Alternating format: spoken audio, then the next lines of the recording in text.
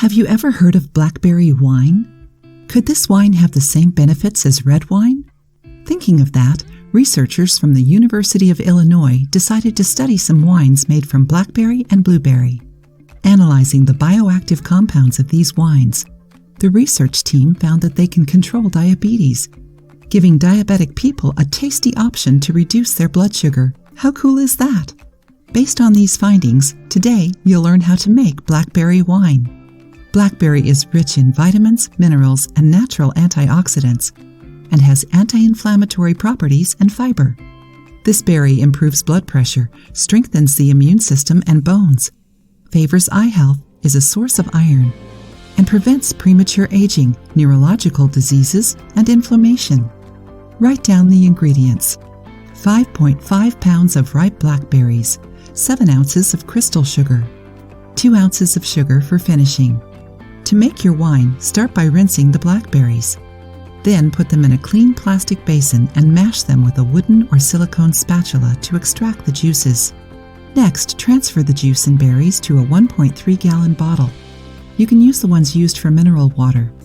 If you don't have a big bottle, separate the contents, juice and blackberries, into 2 smaller bottles. Add the sugar, close the bottle, and shake a little.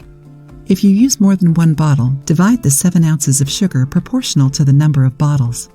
You will need to let the bottle open, meaning you can't seal it. Just put the cap on to let the fermentation gas escape. You need to have this breathing opening to prevent the bottle from exploding. Put it in a clean, dry, cool, and dark place to let the wine ferment. The process takes around 5 to 10 days, depending on the temperature. The hotter it is, the quicker it will ferment. The liquid will separate and go to the bottom of the bottle. After fermentation, shake the mixture and strain with a strainer and a clean cheesecloth. Pour the strained juice into a sterilized carboy. You can use a wine carboy for it. Add the 2 ounces of sugar, shake, then use the plastic cap that comes with the carboy. Don't seal it. Just put the cap on in a way that allows the gas to escape and prevent the bottle from exploding. Let it ferment for 30 to 40 days and only move to bottle after fermentation. It is important to note that fermentation cancels sugar, making this wine proper for consumption for diabetic people. Transfer the wine to sterilized glass. You can reuse some wine bottles and close it with the cork. If you want, let it age for 6 months to a year.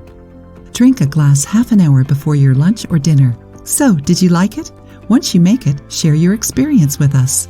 If you liked the video, give it a thumbs up and share it with your friends. For more recipes and tips, subscribe to the channel.